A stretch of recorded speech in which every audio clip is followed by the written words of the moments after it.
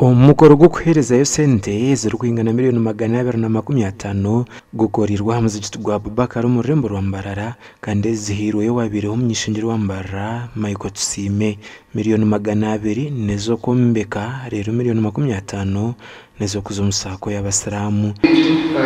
yewe kapita Museveni president w'ihanga ababarnejo kandi tukire muri receipt y'icya Uganda kuze muslim council umbiyanishije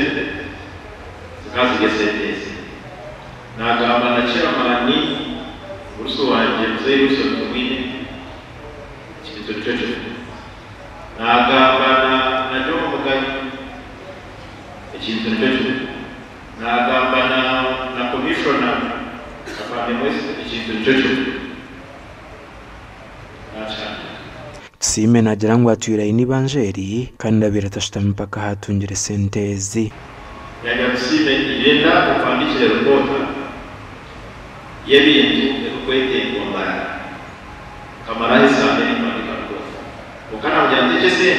tukitane nabiya no kwirabanye ezuzura musiki yakwateso roshitani yadera bona State House Controller ati ndera sente dosetse maze kushoma abantu abasiramu basimira umugando gubahirwe kanye n'amashemerwa mingi kugira ngo kama wetu president wa Uganda umukundwa yabasa kukiriza ashiraganise emyaka mshanje hwire tumusima tine bugarukiro abo kuba yatuhereza miliyoni 2 ziri account yitu baza kukoza komugisha y'abasiramu bakubiye tinjire mirimo kandi baza mnoga president kumusubiza sentezi